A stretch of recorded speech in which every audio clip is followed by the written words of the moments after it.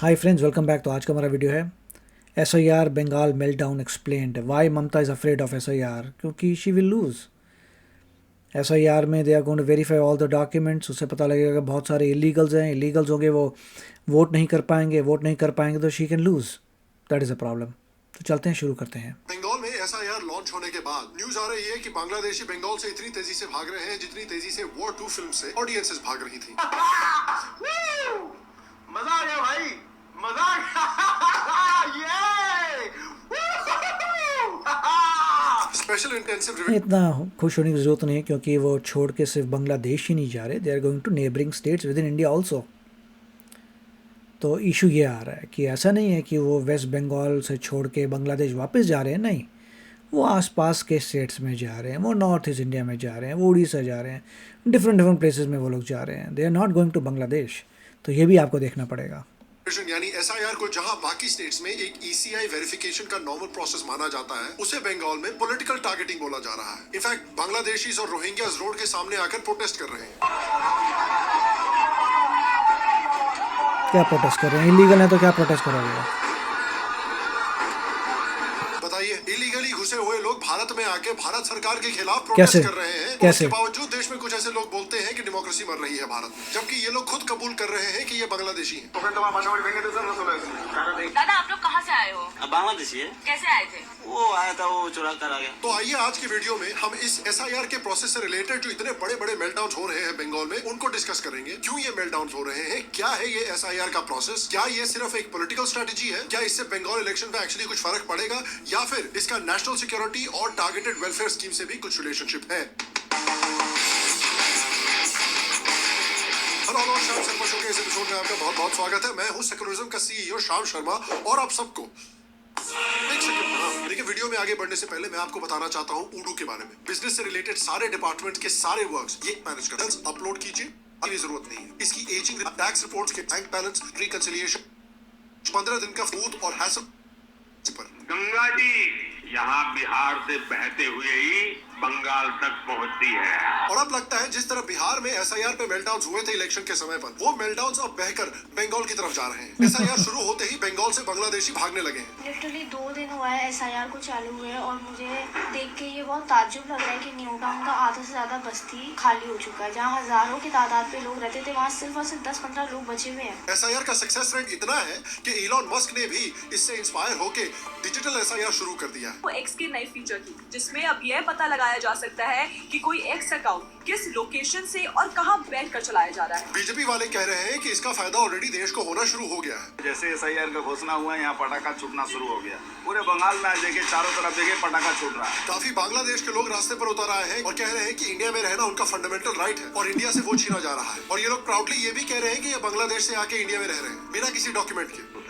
Bangladeshi कोথায়? उत्तराटलिया। He says that he originally hails from Bangladesh. ममता दीदी भी सोच रहे होंगी कि साले जोर जोर से बोल के सबको स्कीम बता दे। और जब इंडिया अलायंस को पता चला कि भाई अपने ही वोट निकल के जा रहे हैं, तो उन्होंने पार्लियामेंट का सेशन ही SIR बंद करो चिल्ला चिल्ला के बंद कर दिया। नियोजित तरीके से बाधित करना लोकतंत्र में अच्छी परंपराएं नहीं है। आप अपनी सीट पर विराजे। सदन की कार्रवाई आज 12 बजे तक के लिए स्थगित की जाती है। ममता दीदी भी SIR के खिलाफ प्रोटेस्ट कर रही हैं, बट आपको सुनकर शायद ये सरप्राइज होगा कि कुछ सालों पहले ही ये कह रही थी कि बंगाल इलीगल इन्फिल्ट्रेशन की वजह से एक्सट्रीमिज्म का एक हॉटबेड बन गया है और ऐसे लोगों के पास वोटर कार्ड होना भारत के लिए खतरा है। ভোটার লিস্টে বিদেশি ভোটার লিস্টের নাম এবং ইন্ডিয়ার নাম একই সাথে আছে। আইডি কার্ড, ওদের আইডি কার্ড, আমাদের আইডি কার্ড, মানে বাংলার শান্তি বিপন্ন, মানে দেশের শান্তি বিপন্ন। लेकिन अब ममता दीदी कह रही हैं कि बंगाल में कोई इन्फिल्ट्रेटर्स है ही नहीं। Mamata Banerjee says there are no infiltrators in Bengal, and she defends the infiltrators. She says, why is it my responsibility to throw them out? वो भी सोच रही होंगी कि यार इतने पैसे और इतनी मेहनत करके हमने इन लोगों को नकली आधार कार्ड, वोटर कार्ड दिलवाया है, अब सारी की सारी मेहनत पे ऐसे पानी फैला रहे हो यार। मतलब आप पाकिट मार की बात सोचो। पाकिट मार को पाकिट मारने के लिए भी काफी मेहनत लगती है ना भाई। शांति से आप बस पे चढ़े, इतनी डिग्री से आपने आदमी के पॉकेट में हाथ डाला, उसका बटुआ निकाला, बटुआ निकाल के आप चुपचाप कटने की कोशिश कर रहे हो। इसके लिए कितनी ट्रेनिंग और कितनी प्रैक्टिस की जरूरत पड़ती है और गवर्नमेंट ने की सारा भांडा फोड़े जा रही है। लोग कह रहे हैं कि SIR अगर देश में लागू हो तो देश में दंगे हो जाएंगे। कुछ नहीं होगा। लेकिन बीजेपी के शुभेंदु अधिकारी कह रहे हैं कि SIR पूरे देश में हो रहा है, लेकिन सिर्फ आंटी और नेफ्यू की जो प्राइवेट कंपनी है यानी तृणमूल कांग्रेस, उनको सिर्फ प्रॉब्लम हो रही है। मोटा भाई ने भी इन प्रोटेस्ट के जवाब दिए हैं। ऐसा बिहार में भी कहते थे, क्या हुआ? सब पर्चे डाल दिए और चुनाव भी हो जाएगा, बंगाल में भी हो जाएगा। और बीजेपी के लोग कह रहे हैं कि बंगाल में एसआईआर का एक्सरसाइज इसलिए जरूरी है। और एसआईआर होगा, बंगाल को बांग्लादेश बनने से रोकना है। कुछ इन्फ्लुएंसर्स कह रहे हैं कि ये एसआईआर एक्सरसाइज करके जनता का काटा जा रहा है और सारी गलती मोदी और अमित शाह की है क्योंकि उनको बॉर्डर सिक्योर करना चाहिए था। मतलब ठीक है, मैं आपका आर्गुमेंट ये समझ सकता हूँ कि भाई आपको बॉर्डर सिक्योर करना चाहिए था, आपने इन लोगों को बॉर्डर पार करना ही क्यों अलाउ किया? लेकिन अगर चलिए ये बॉर्डर पार करके आ गए तो पॉसिबल नहीं है भैया, बॉर्डर इज़ पोरस, वहाँ पे आपकी कोई वॉल नहीं बनी हुई, वहाँ पे कोई इतना सिस्टम नहीं है कि आप हर बंदे को मॉनिटर कर पाएंगे, क्योंकि वो सिस्टम नहीं है तो ये सब होता है। बट उसके बाद और भी चेक्स होने चाहिए, एक ही चेक नहीं होना चाहिए बॉर्डर का।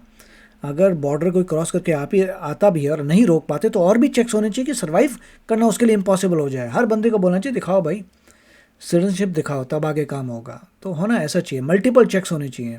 तो इनको निकालना भी तो गवर्नमेंट का ही काम है ना यार। ये तो वही बात हुई कि आप बोल रहे हो कि देखिए घर में चोरी होने से बचाना पुलिस का काम है, लेकिन अगर घर में डकैती हो जाती है तो पकड़ने से क्या फायदा? अब तो डकैती हो गई, अब छोड़ो डकैती करने तो उनको। ये कौन सा लॉजिक है यार? फिर उसके बाद कुछ इन्फ्लुएंसर जो अपने आप को नया दुग्गल साहब बनाना चाहते हैं वो कह रहे हैं कि एसआईआर एक डेंजरस वेपन है जिससे डेमोक्रेसी को खतरा है। कसम से यार, इन्होंने डेमोक्रेसी को भी ना राहुल गांधी का पॉलिटिकल करियर बना के रख दिया। राहुल गांधी के पॉलिटिकल करियर की तरह ही डेमोक्रेसी बार बार मर जाती है। पिछले 10 सालों में 100 बार ये डेमोक्रेसी को मार चुके हैं। उसी तरह से जिस तरह पिछले 10 सालों में 100 बार राहुल गांधी इलेक्शन हार चुके हैं और लोग बोलते हैं कि इनका करियर खत्म, लेकिन फिर भी राहुल गांधी किसी न किसी तरह से ऑपोजिशन के लीडर बने हुए। उसी तरह से इतनी बार डेमोक्रेसी की मौत होने के बाद भी आज भी डेमोक्रेसी पता नहीं कैसे जिंदा है भारत में। आज भी इलेक्शन होते हैं, कुछ इलेक्शन में बीजेपी जीती है, कुछ इलेक्शन में पता नहीं कैसे कांग्रेस और तृणमूल कांग्रेस भी जीत जाती है। कुछ लोग एसआईआर को बीजेपी की साजिश बता रहे हैं। कमाल की बात है कि ये ईसीआई की प्रोसेस है, लेकिन बस इसलिए क्योंकि यहाँ पर ममता जी के बांग्लादेशी वोटर कट हो रहे हैं, इसको साजिश बोल दिया गया है। कुछ लोगों को हर चीज में कंस्पिरेसी लगती है। कल को क्या पता इनके पिताजी इनको हेलो बेटा बोल दे तो ये अपने पिताजी पे ही चढ़ जाए कि ये तो कंस्पिरेसी हो सकती है।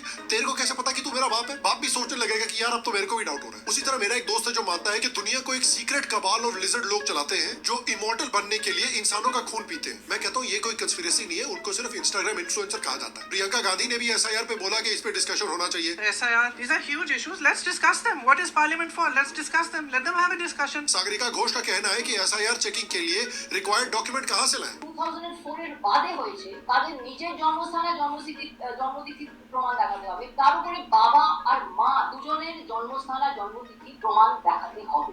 এটা কি সম্ভব?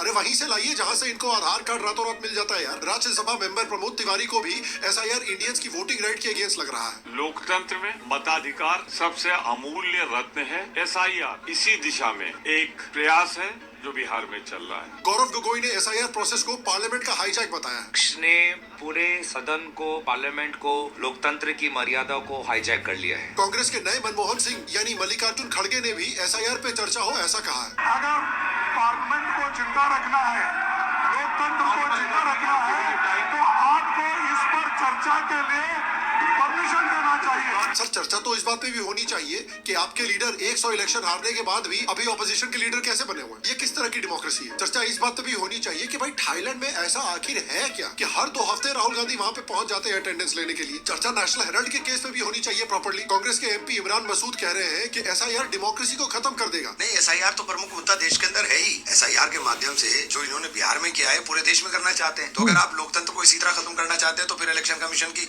एक कुर्सी बीजेपी के कार्यालय में डाल दीजिए। योगेंद्र यादव यानी पॉलिटिक्स के पक चिकपक राजा बाबू कभी फार्म एक्सपर्ट होते हैं, कभी इकोनॉमिक्स एक्सपर्ट होते हैं, आजकल पॉलिटिकल एक्सपर्ट बने हुए हैं और वो कह रहे हैं कि एसआईआर अगर बंगाल में कर दिया गया तो वो ममता दीदी का वोट काट देगा, इसलिए बीजेपी ऐसा कर रही है। अरे वोट काट देगा? ओवैसी जी भी सोच रहे होंगे यार हमारे होते हुए कैसे दूसरा कोई वोट काट देगा। ममता दीदी भी सोच रही होंगी ये सब देख देख के कि सबके सब कमीने मेरी स्ट्रेटेजी क्यों एक्सपोज कर रहे हैं यार। वो भी सोच रही होंगी कि मैं जाती हूँ क्या योगेंद्र यादव के घर और दुनिया भर को बताती हूँ कि योगेंद्र यादव जो भी बोलता है उसका बिल्कुल उल्टे आउटकम पे अगर सट्टा लगाओ तो करोड़पति बन जाओगे। और एसआईआर के बाद ऐसा हुआ है कि पूरे के पूरे गांव जहां पर बांग्लादेशी इलीगल रेजिडेंट्स आके रहते थे वो खाली होने लग गए हैं।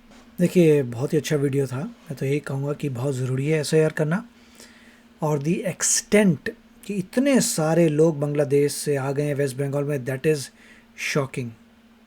थोड़े बहुत आपको अगर देखें तो आपको नहीं चलिए थोड़े बहुत आए हैं, इतने सारे लोग, इतने ज़्यादा क्वांटिटी में लोग आए हैं कि वहाँ की गवर्नमेंट ही टॉपल करके टीएमसी जीत जाती है। सोचो इतने ज़्यादा लोग आए, इतने ज़्यादा लोगों को, इलीगल्स को एबिलिटी मिली वोट करने की कि उन्होंने पॉलिटिकल पार्टी खड़ी कर दी स्टेबल। इतना कुछ हो रहा है और वो पॉलिटिकल वाले पार्टी वाले अब पैनिक में आए हैं क्योंकि उनको पता है नकली लोग नहीं होंगे उनके पास वोट करने के लिए। तो SR is a very good thing, बहुत ज़बरदस्त तरीके से होनी चाहिए। मेक श्योर करना चाहिए कि बच्चे की आप वेरीफाई करें डॉक्यूमेंट्स टू मेक श्योर कि कैन दे वोट और नॉट। ये बहुत ज़रूरी था। मगर ये भी देखना पड़ेगा कुछ लोग जो वेस्ट बंगाल छोड़ के आसपास के इंडिया के स्टेट्स में जा रहे हैं उसको भी वहाँ रोका जाए। बहुत अच्छा वीडियो था। अब रिज़ल्ट पता चल जाएगा आफ्टर वेस्ट बंगाल इलेक्शंस की कितना फ़र्क पड़ा है। तो आप बताइए क्या विचार है। मिलेंगे अगले वीडियो में। Take care, bye bye. तो अगर आप मेरे इस चैनल पे नए हो तो जल्दी से सब्सक्राइब के बटन को हिट करो और बेल आइकन को क्लिक करो ताकि आपको मेरा जब नया वीडियो मैं लगाऊं आपको उसके बारे में जल्दी से पता चल जाए।